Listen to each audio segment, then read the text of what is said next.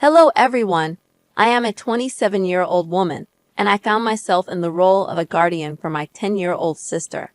This responsibility fell on my shoulders because our parents, who had never been inclined towards parental duties, made it abundantly clear from my childhood that they were not ready for the responsibilities of parenthood.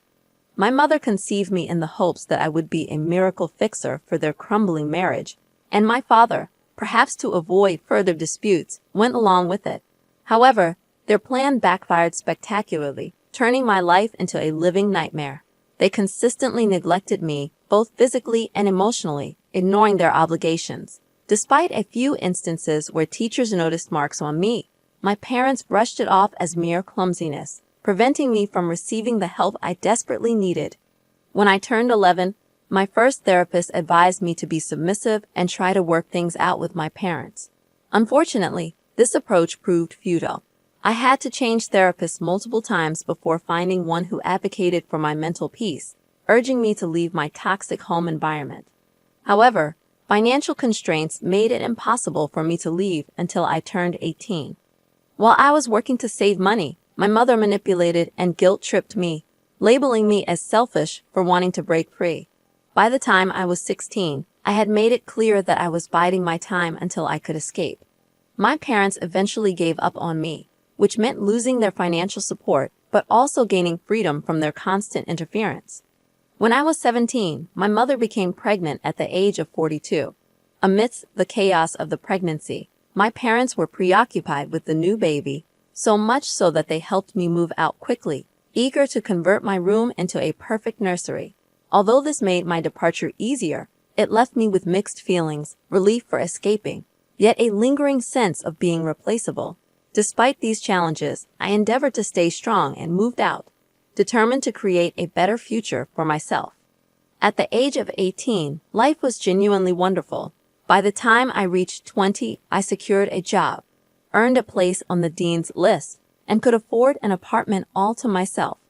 It was a time of triumph and independence, but this blissful phase was about to shatter.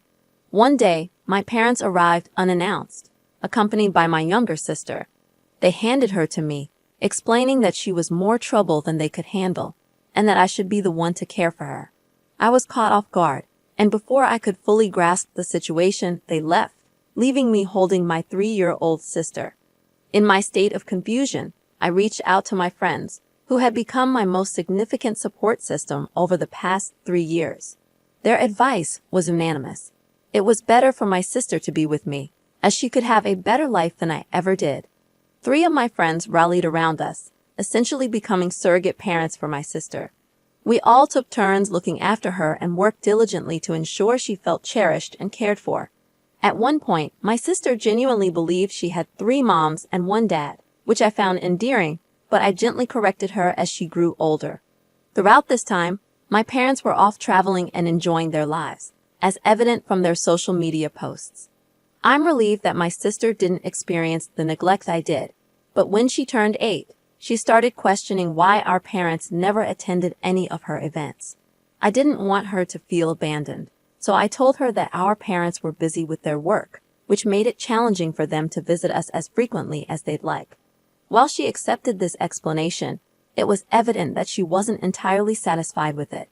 To address her concerns, I arranged therapy for her and reached out to our parents, urging them to visit whenever possible. Unfortunately, due to unforeseen circumstances, such as the pandemic, they were unable to do so. That's why, just a week ago, on my 27th birthday, I extended an invitation to my parents. I wanted them to visit, and they did. However, their behavior shattered me. When they arrived, they acted as if everything was back to normal. My mom immediately began criticizing every aspect of my apartment, while my dad opened a bottle of whiskey and refused to engage in any conversation that didn't revolve around his thoughts or desires. My mom also tried to dictate changes to my room, and when my sister returned from her ballet class with one of my friends, my mom approached her for a hug. Surprisingly, my sister, who hadn't seen our parents in 7 years, pulled away and sought refuge behind my friend. My mom persisted, asking for a hug repeatedly. It was then that I stepped in, asking her to respect my sister's choice not to embrace her. In response, My mom slapped me across the face in front of my friend and sister. She launched into a tirade, belittling me and insinuating that I should be grateful for her motherhood and the care she provided because no one else would. Hearing her disrespectful words was like a trip back in time. I looked at my horrified sister, shielded by my friend, and I knew I had to stand up for myself. I informed my mom that she could leave if she couldn't respect my house rules, especially the one about respecting my sister's wishes. She scoffed and refused. I gave her 30 minutes to leave with her belongings, warning her that I would call the police if she didn't comply, especially given that everyone had witnessed her slapping me. She dared me to do it, so I did just that. I called the cops. The situation wasn't pleasant. My mom and dad both called me names, but my friends, sister, and others present thought I did the right thing. I'm torn between not wanting to be an a-hole and standing up for myself and the people I care about. I truly appreciate the overwhelming support from you all. I didn't mention it in my previous update, but I pressed charges against my mom for slapping me. The mark of her hand was visible on my cheek, and my friend and sister confirmed to the police that she had indeed slapped me. As a result, she will be taken to court, and we hope to resolve everything there. The court date is set for tomorrow, and I'm not quite sure how to proceed at this point. I never imagined I'd find myself in the position of having to document my mother's actions, but that's the reality I'm facing now. Hello, everyone. A few significant events have unfolded during the court proceedings. The judge ruled in my favor in the domestic violence case, a decision that brings me some relief. Additionally, the court was informed about the situation with my sister and suggested that I take over her legal guardianship. I hadn't considered this possibility before, but when the court proposed it, I thought it could be a great solution. I agreed, and 2 days ago, I officially became my sister's legal guardian. My friend mentioned that my sister was deeply affected by witnessing our mother's abusive behavior towards me. Despite her previous excitement about meeting our parents, seeing them mistreat me changed her perspective. Now, she no longer wishes to be with them. Honestly, my sister makes me feel more valued and appreciated than anyone else ever has. I firmly believe I did the right thing by standing up for myself, and I refuse to feel guilty for it. On another note, it's been 3 years since I last saw my ex-wife. We had been in a relationship for 7 years, starting as high school friends and then becoming lovers. Our bond was strong, but when I landed an internship at a prestigious law firm, my girlfriend insisted we get married immediately. I tried explaining that while I was earning enough to sustain us, waiting until I was on the payroll or earning a larger income would be more sensible. However, she was unwilling to wait, feeling that her youth was slipping away, and she wanted to be married to me as soon as possible. I had a hunch that one of the primary reasons she wanted to get married was the social pressure surrounding us. Her friends and cousins were vocal about their disapproval of our decision to delay marriage. Eventually, I relented, believing that with a bit more effort, I could strike a balance. This way, I could make her happy while also securing a financially stable future. So we got married when I was just shy of 28. My wife was overjoyed that we were finally married, and she no longer doubted my affection for her, having finally put a ring on it. Our wedding was quite extravagant, and my wife didn't want to compromise on any of her plans. She also limited our parents' financial contributions to a certain amount, with 60% of the costs covered by us and the remaining 40% by our parents. Within the portion we paid for, I covered about 75% of it. Understandably, it would take some time for my finances to recover from this significant expenditure, and I estimated it would take around 5 years. However, I had faith in my ability to do so. Fortunately, about 2 months after the wedding, I received a remarkable job opportunity. It required me to relocate out of state for 6 to 9 months, but it promised a substantial increase in income, around 300 times my current salary. I was ecstatic about the prospect, shared the news with my wife, and received her enthusiastic approval. One of the things I cherished most in our relationship was our mutual desire to see each other succeed in our respective fields. Her encouragement was both expected and deeply appreciated. During the first 2 months of my new job, I received frequent calls, some of which I couldn't answer due to my busy schedule and time zone differences. This occasionally led to arguments, as my partner felt I wasn't focusing enough on our relationship. However, I tried my best to make her feel loved and appreciated, doing everything I could from my new location, including making regular phone calls. I made every effort to call her whenever I could, and on the occasions I couldn't, I tried my best to compensate for it later. Our relationship improved slightly during this period, but it was short-lived. By the 4th month of my absence, my wife's interest in calling dwindled. She claimed to have found hobbies that kept her occupied and tired, leading to fewer conversations. I trusted her explanation at the time, unaware that her hobbies involved other men. But we'll get to that shortly. Upon completing my work, it was our first anniversary. Eager to surprise her, I returned home, hoping to find my wife overjoyed at my return. Instead, I walked in on her being intimate with 2 men in our bed.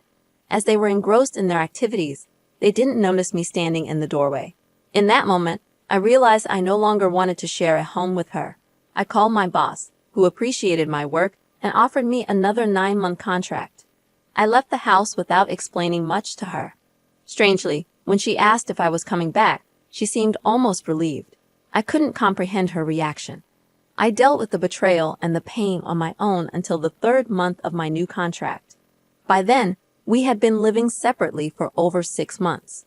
I filed for a divorce, and she surprisingly signed the papers without much resistance. She moved out soon after, and I decided to continue with my traveling work. Fast forward 3 years, and I'm back in my city. I achieved the financial goal I set for myself, but I realized constant travel wasn't for me. I discovered my ex-wife had moved on and married another lawyer from a rival firm, supposedly because he earned more than I did and because I was allegedly emotionally abusive. I understood the financial aspect, but I couldn't fathom the accusation of emotional abuse. I felt hurt, yet I tried not to let it consume me. She hadn't spoken to me for years, even when we encountered each other at the courthouse for the last time. However, fate intervened when one of my clients sought my representation during his divorce. He believed the division of assets was unfair, and upon researching the case, I discovered he was right. Additionally, my ex-wife's new partner was representing the client's wife, creating a conflict of interest. As I delved into the evidence and conducted research, I received a call from a familiar number. It was my ex-wife. She was hysterical, explaining that she had discovered her husband's infidelity with a client.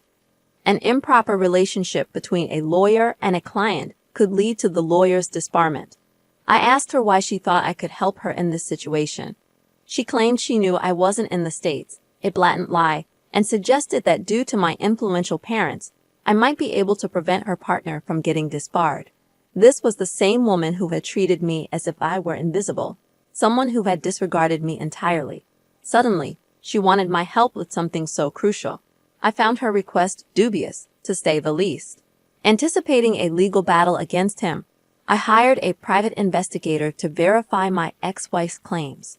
What I discovered was even juicier. He was not only cheating on my ex-wife, but with my client's soon-to-be ex-wife.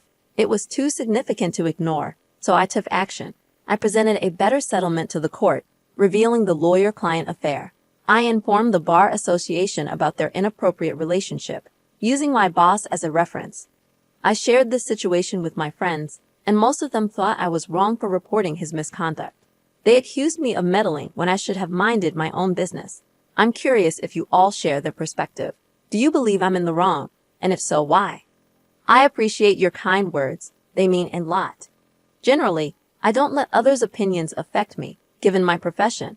Thick skin is a requirement in my line of work. However, when friends cast doubt on my actions, it does make me question myself. Your support and shared experiences are incredibly reassuring. Recently, I learned that my ex-wife's partner was disbarred, leaving him without a source of income. Considering my ex-wife's obsession with brand names, this situation won't sustain her lifestyle. I can't say I feel guilty about it. My ex-wife finally figured out my involvement and called me, berating me for my actions.